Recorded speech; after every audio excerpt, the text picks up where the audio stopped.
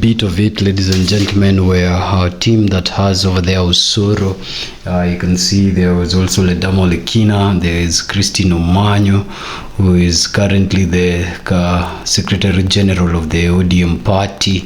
That is after whatever happened, of course. I can see Junet Mohammed, who is stepping in the role of Sifuna, and the person who was reading just shortly, Kimani Chungwa. On the other end, you can see Aaron Cheruyot, who is the majority leader of the Senate. You can see Isaac Hassan. You can see Washikoli, who is actually the senator for Bungoma County, as part of the joint parliamentary group that are now reading what needs to be done moving forward out of that particular document. So that's enough coverage in that report.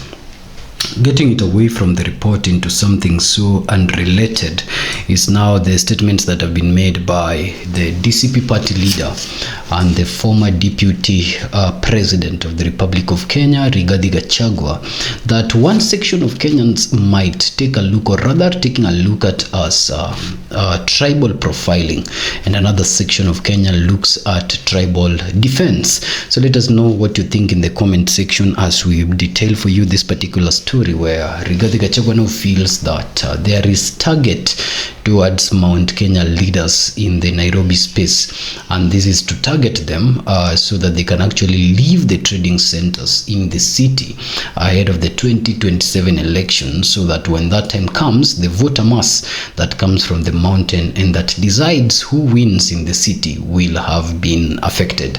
Now, as we bring for you this story, ladies and gentlemen, if this is the first time you are interacting with the People's Mirror, kindly hit the subscribe button.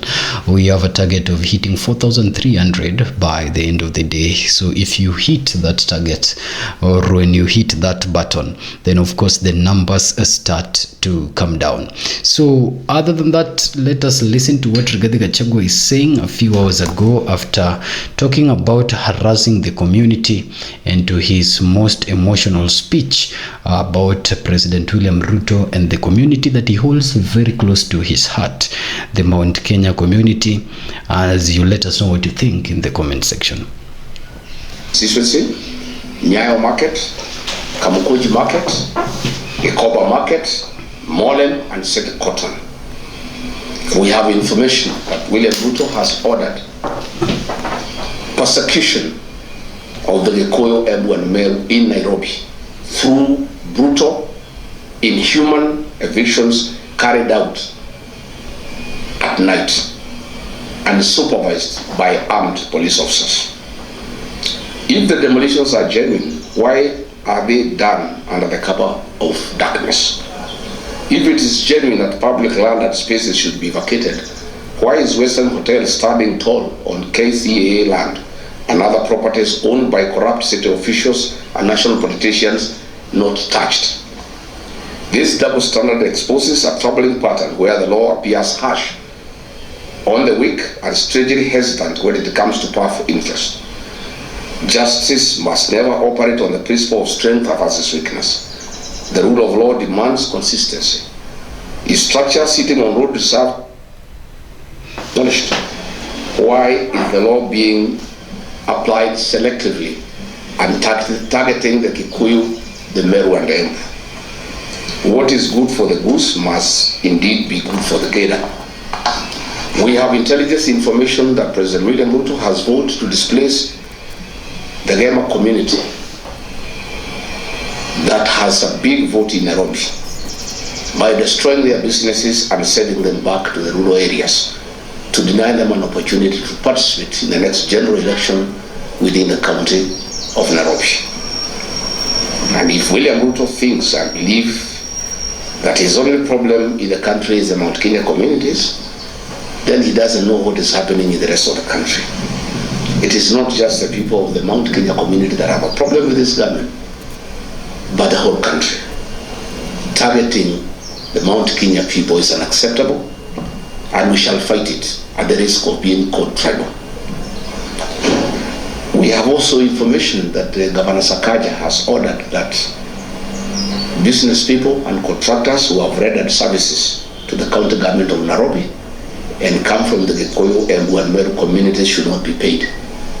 They have been struggling for the last 3 years with pending bills, and this community has been targeted for impoverishment and being denied their rightful dues after doing work with the county government of Nairobi. At a time when Kenyans are struggling with a harsh economic climate, destroying modest businesses of ordinary traders without offering viable alternatives is both unjust and deeply irresponsible by this brutal regime. These traders represent the backbone of our informal economy. They are not criminals. They are hardworking citizens striving to feed their families under extremely difficult circumstances. For once, be mindful of the hustler whose healthcare, education, and all other systems you have destroyed, and they are crying in great pain and anguish in a bottomless economic abyss. How do you feel or even sleep at night when women and children are crying in the cold rain season? And just the other day, you butchered hundreds of Gen Zs and others ordered to be shot on the legs. What is even more troubling is the glaring selectivity in the application of the demolition orders.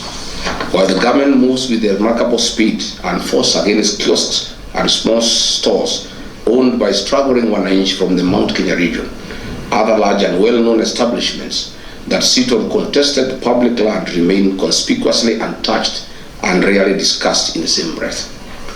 Why can this remarkable government energy be used to unlock drainage in Nairobi and streamline disaster management in our cities? Selective enforcement undermines public trust, fuels perceptions of political victimization, and deepens ethnic and social tensions in our country. Kenya cannot afford governance that appears punitive to the poor while protective of the rich and powerful. I therefore call upon the relevant authorities to immediately halt these demolitions and subject the entire exercise to a transparent and fair review. You might hate the guy, but you have to give him his credit sometimes, that lately in the defense of communities and also in the defense of businessmen, he has been on the forefront. Now, currently, these particular talks are coming out that the demolitions that are being done and the people that are being targeted are the small-scale businesses, while large-scale businesses within the same pieces of lands are seemingly being protected by the government. Now, according to Gachagua, he believes that this goes against the tenets of the bottom-up economy that, of course, the government he helped building and bringing into power rode on the backs of before getting into power. And so he's calling upon President William Ruto's regime and the entire administration to look at the issue from the two sides of the sword, and not only to demolish small-scale businesses whose owners depend on the daily produce of those small-scale businesses to feed their families, at the expense of large-scale political muscle businesses that are also embedded on those pieces of land. Now, let us know in the comment section, what do you think of this particular approach of the former deputy president in defending the bottom-up economy, yet he is no longer within the spaces to defend bottom-up economy. But more importantly, let us know what you think of this particular demolitions that he's talking about, that according to him are in a way very discriminatory on who they are being aimed on. Now, a lot of things are coming out of this particular speech, where other leaders also who are present there included the deputy party leader of the DCP party in that particular gathering, and they were present to show solidarity with the party leader. Now, this is coming shortly after Rigathi actually spent time in the Tharaka Nithi, Meru and Embu sides, not only making amends with political leaders who have been ousted in that particular part of the country by the President William Ruto's regime, but also using it as a moment to mimic how Professor Kindiki speaks. Now, Professor Kindiki has since responded through his Twitter spaces that tuheshimiane hiyo tu, and out of respect actually for the good professor, I decided not to include that mimicking as part of our new speech today. But we have included the part where Rigathi Gachagua says and confirms to his community that he was the rightly elected deputy president, and Kindiki Kithure is no one but an imposter.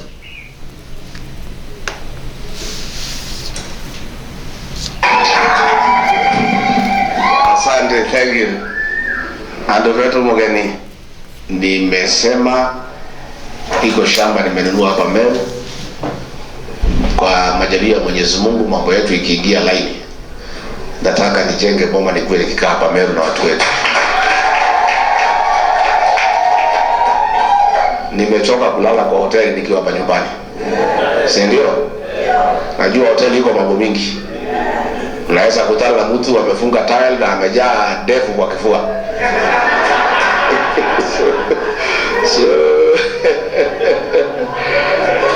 So sisi tuko hapa na nimekuja na wageni, and Reverend, we are very happy and we feel at peace. This is a beautiful church na iko na spirit nzuri. Tunafurahi sana. Hata praise and worship mmetujenga sana, na vile mmetupatia bahali ya kuja kuomba Mungu wakati ya shida. Mwenyezi Mungu akitujalia tukipata ushindi, tutarudi hapa kusema asante.